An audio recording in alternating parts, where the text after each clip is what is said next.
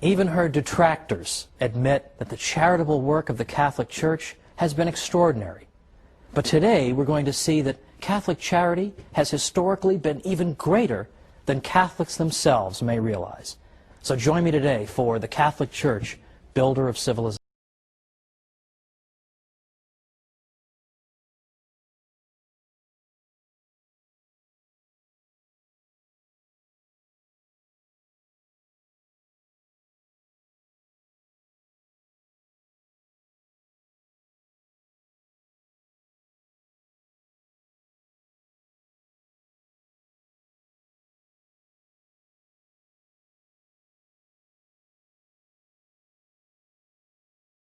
Catholic Church, Builder of Civilization.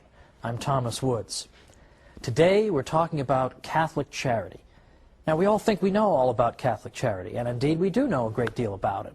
Even her opponents admit that the Catholic Church has done more charitable work than you can possibly believe. But Catholic charity is in fact even greater than people realize. And today we're going to explore why. For instance, it's the quality of the charity as well as the quantity. It's not simply that the Catholic Church did a lot of good work for people. That we'll look at in a moment. But it's the spirit that animated that charity as well. So, for instance, the Catholic Church taught that you should help somebody not because you expect a reward or you're going to keep hectoring this person forever that you owe me something, remember I helped you 3.5 years ago, or you don't do it so that you can show the world what a great person you are. You do it because it pleases God, because you respect a fellow human being as being made in the image and likeness of God, and that you know that charitable work pleases Him. This is why you do it. You do it out of a love for God and your fellow man, not because you expect any kind of reciprocity. Beyond that, we have even the counsel from the Church that you should even help your own enemies. What, are you crazy? In the ancient world, they would have thought that was crazy. In ancient Greece and Rome, that would have been considered absurd. And indeed, in the ancient world, a lot of the giving was self-interested. It was not given out of the pure desire simply to help a fellow human being. So the quality, the kind of charitable work, the spirit that animated it, was very different in the Catholic world than it had been in the world that preceded the Church. But we should not at the same time disparage the question of quantity, because here too the Church excelled.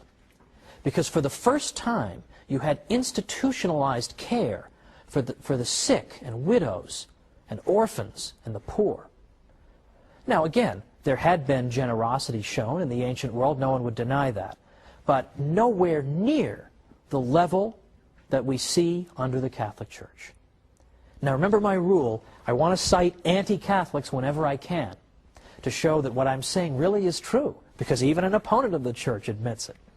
Well, I'm fond of citing a historian from the 19th century named W.E.H. Lecky, because he was known to be an opponent of the Catholic Church, and yet when he wrote about this subject and he spanned the historical record, he concluded that there is no question that neither in practice nor in theory, neither in the institutions that were founded, nor in the place that was assigned to it in the scale of duties, did charity in antiquity occupy a position at all comparable to that which it has obtained by Christianity.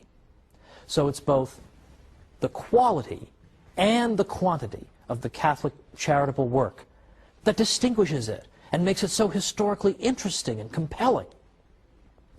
Now, one objection can be raised to what I've said so far. There was an ancient school of philosophical thought called Stoicism. And the Stoics did indeed seem to be people who called for doing good deeds out of a sense of duty and without any expectation of reciprocity. The Stoics, in effect, believed that the wise man was a man who had no emotional connection to the world, who was such a master of his own person that he was utterly unperturbed by outside events, no matter how tragic. Well, it was in that spirit, that very, in a sense, empty kind of spirit of merely discharging your duty, that the Stoics engaged in charitable work. Yes, they taught that the wise man knows that he is a citizen of the world and all men are, in effect, to be cared for, but they are to be cared for without lending any emotional attachment to the relationship. So, for example, Seneca, who was a Stoic, said, "The sage will console those who weep, but without weeping with them. He will succor the shipwrecked, give hospitality to the proscribed, and alms to the poor, restore the son to the mother's tears, save the captive from the arena, and even bury the criminal. But in all, his mind and his countenance will be alike untroubled. He will feel no pity. He will do good, for he is born to assist his fellows, to labor for the welfare of mankind, and to offer each one his part. His countenance and his soul will betray no emotion as he looks upon the withered legs, the tattered rags, the bent and emaciated frame of the beggar. But he will help those who are worthy, and like the gods, his leaning will be toward the wretched. But it is only diseased eyes that grow moist in beholding tears in other eyes." Well, that was the spirit of the charity of the Stoics.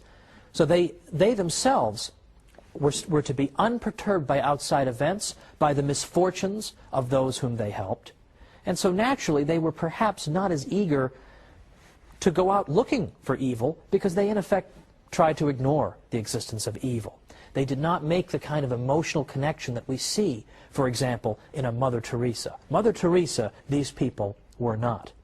In fact, we have example after example of Stoics being given bad news. For instance, "Sir, your child has just perished," and we hear the Stoic reply so flippantly, saying things like, "Well, had to go sometime." Who on earth would say that when losing a child? But that was how the Stoic demonstrated his complete mastery of the outside world. "I'm unperturbed by this. Nothing can affect me. I do not let my emotions get the better of me." Now, getting back to the Catholic Church, where does this spirit of Catholic charity come from? Well, it comes from her founder. It comes from the teaching of Christ himself, who of course said to us, "A new commandment I give unto you, that you love one another as I have loved you, that you also love one another. By this shall all men know that you are my disciples, if you have love one for another." St. Paul went to an even greater extreme to some people when he specifically noted that you should show charity even toward your enemies. Now, Christ instructed that of us as well. But St. Paul was cited repeatedly on this front, and his letters were cited repeatedly by early church fathers to encourage people to follow the counsel of St. Paul, and in fact to do good even for their enemies. Now, we're going to talk more about Catholics doing good for their enemies a little bit later. But for right now, let's look at early church history and see them taking the words of Christ and making them into reality. We already see that in early church history, during the context of the Mass, the faithful's offerings for the poor would be placed on the altar. Early Christians also imposed fasts on themselves so that they could save the money they would otherwise use to buy food and give that to those who were in need.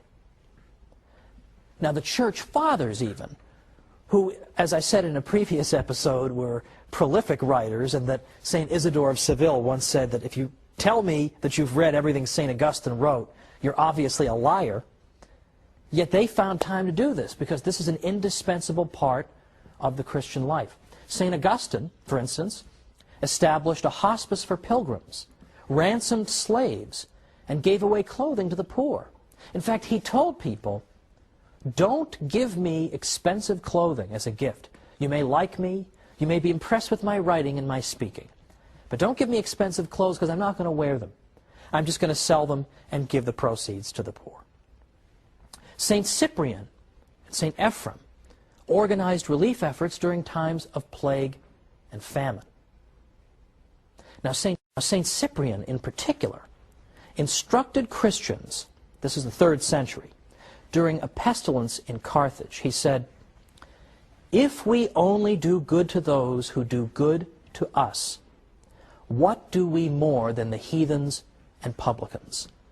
If we are the children of God, who makes his sun to shine upon good and bad, and sends rain on the just and the unjust, let us prove it by our acts, by blessing those who curse us, and doing good to those who persecute us." Now there was a fellow named Pachomius in the Roman army in the early 4th century who was very impressed that at a time when famine and disease struck the army, who came out and helped them? Who came out and lent their undiscriminating assistance? It was those who believed in Christ. And here they were helping some of the very people who had persecuted them in the past.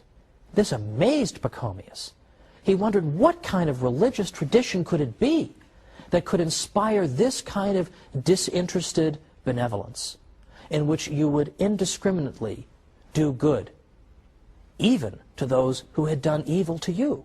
He couldn't believe these people. So what do you think happened? He began investigating the faith. What is this all about? And before long, he himself was a convert. This is, in large part, how a great many Catholics have converted non-Catholics. It's not always by debating them into the church or bashing them over the head into the church, although, by the way, that's how I came in. People bashed me over the head over and over and said, "It's the one true church. What's the matter with you, you Lutheran?"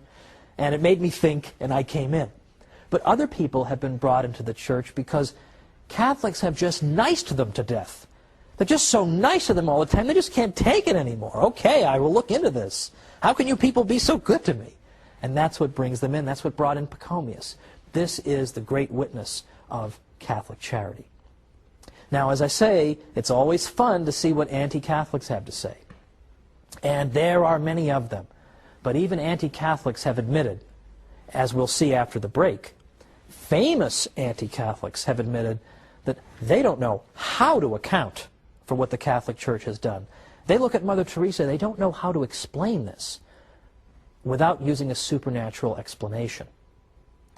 Well, let's go ahead and come on back after the break, and we're going to see some of the Church's most outspoken opponents and what they've had to say about Catholic charity. So come right back.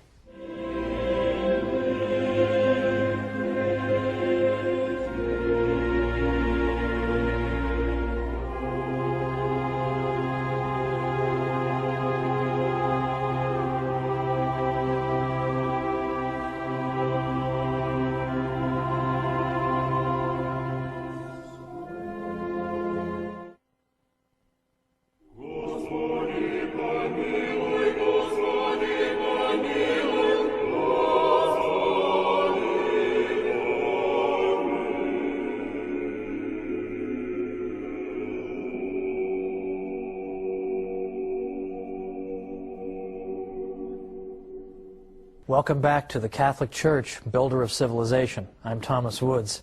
Today we're talking about the extraordinary story of Catholic charity and arguing that in fact it's been far greater than even the Church's greatest friends, I think, have sometimes appreciated. So we've gone through and seen, for example, what the early Church Fathers did in terms of charity. I gave a few examples of that. Or we've seen in the Scriptures where Catholics are urged to display an exemplary degree of charity. We've seen how it contrasts with the attitude of the ancient world, in which charitable work was something to be done in effect for a reward, or to call attention to oneself. And even when you do have the example of a school of thought like the Stoics, that does seem to say you should do good without expecting a reward, they do it out of such an emotionless sense of duty that we almost would view it as dehumanizing today. And that's not what the Catholic Church calls for at all. Well, just before the break, I was pointing out that a great many of the Church's best-known opponents over the years have conceded this point about Catholic charity. So I'd like to make good on that promise and go through a few of them, because this is quite astonishing, what we hear. Voltaire was perhaps the most anti-Catholic French intellectual of the 18th century, and that is saying something. And yet even Voltaire had to admit that he could not get over the extraordinary sacrifice that women religious made in order to work in hospitals.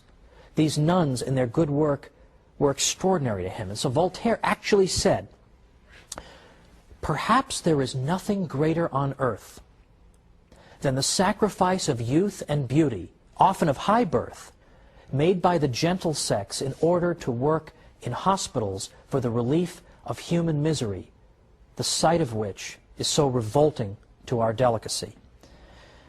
And he said, "Peoples separated from the Roman religion have imitated only imperfectly so generous a charity." Well, of course, ours is the Roman religion that he names. Now that is quite extraordinary, isn't it? That even Voltaire, who despised Catholicism, had to say, I have to hand it to them, I don't know how to account for this. Another example I sometimes cite is Julian the Apostate.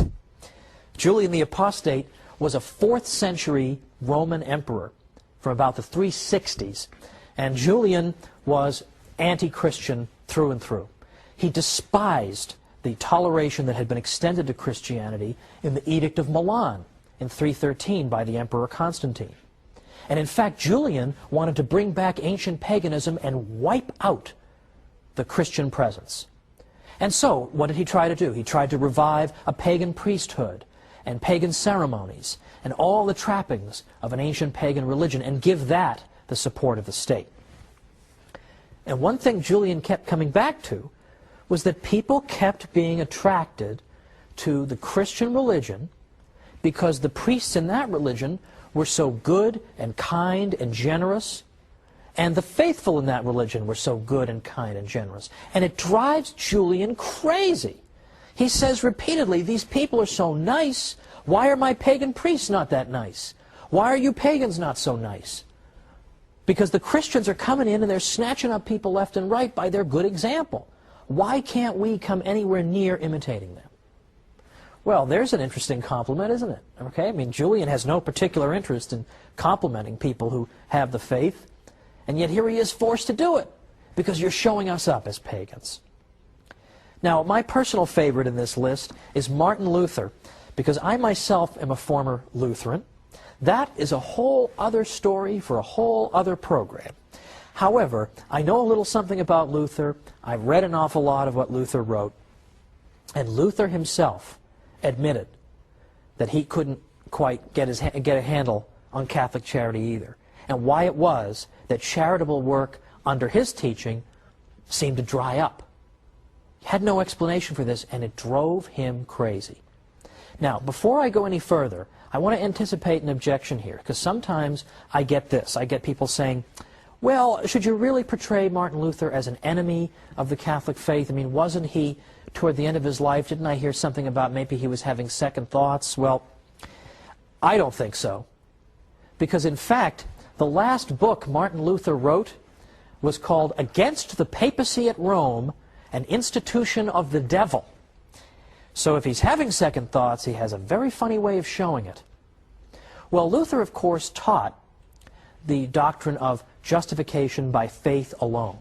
And he repeatedly said that we don't need to do good works in order to get into heaven. Now, this is a very technical theological discussion here. And Luther, by the way, was not saying that nobody should do good works.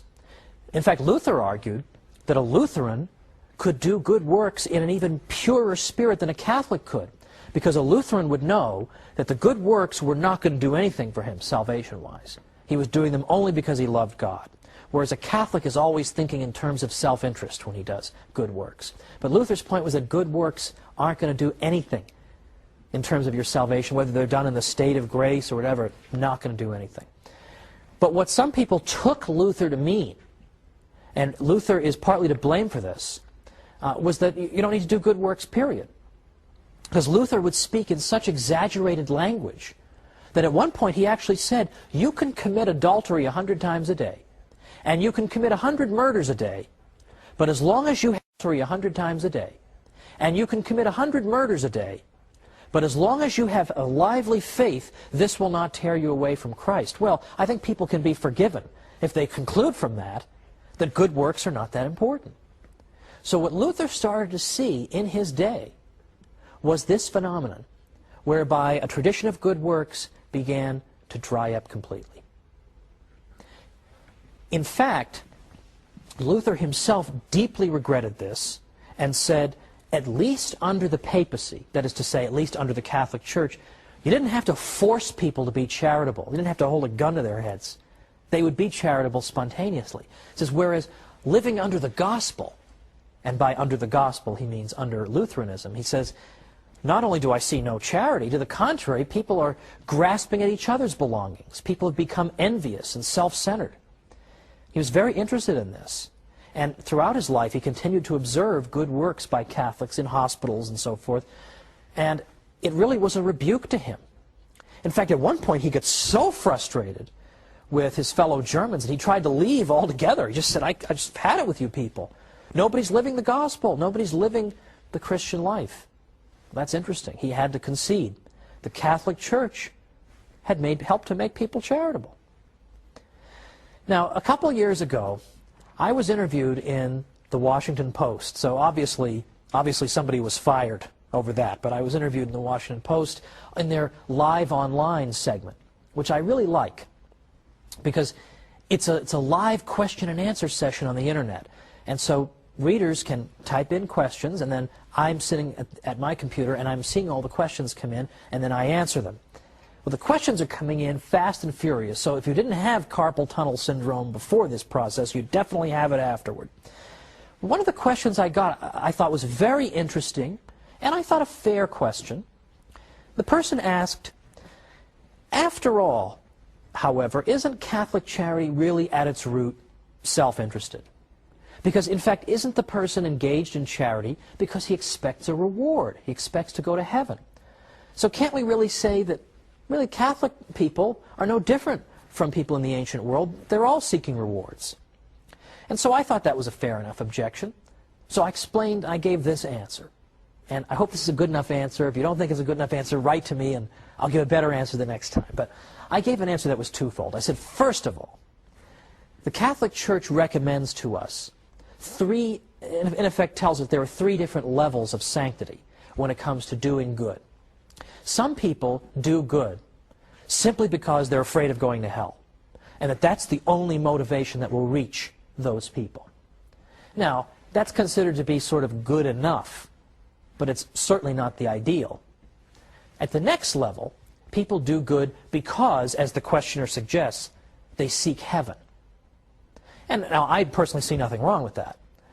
But even that is not the ultimate level that the Church recommends to us. The Church says there is a top level. There's a level at which people do good solely because they love God and they want to please God. And that's why they're doing their good works. Not for any expectation or hope of reward, but because they want to please the God they love. And I said to the questioner, this is what the Church is calling us to, is precisely this level of benevolence at which we're not thinking about ourselves. We're thinking only about God and only about doing good for its own sake. But then secondly, I said, consider Mother Teresa's missionaries of charity, because they're such an excellent example. I said, consider them. Now you may say, they're doing all these good works and helping all these people who are in wretched conditions oftentimes, and the sickest of the sick and the poorest of the poor, and they're helping those people simply because they want to go to heaven. But they could go to heaven by working in an air-conditioned office. So what makes them want to work in Calcutta, places of that sort, or makes them want to work in AIDS hospices? I said, they can get to heaven doing those more comfortable things. They can be in an air-conditioned office. Why do they seek this out then? If all they care about is going to heaven, they could do something else. And moreover, look into their eyes. Look into the eyes of one of those missionaries of charity nuns in one of these AIDS hospices, in which she's looking at patients who oftentimes during their lives have been alienated from the Church and sometimes even hostile. And when they look up from their beds at these women religious, all they see are eyes filled with love. And I said, can you really look in those eyes and say that all you see is a woman seeking a reward? That's all you see?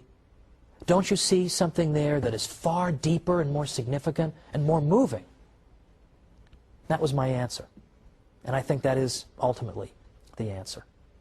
And in fact, the Christian God, following from the Hebrew tradition, believes that it is good for human beings to be good to each other. And this was something new among the religions of the ancient Near East. The gods of ancient Sumer didn't seem to care about the human race at all, or what they did.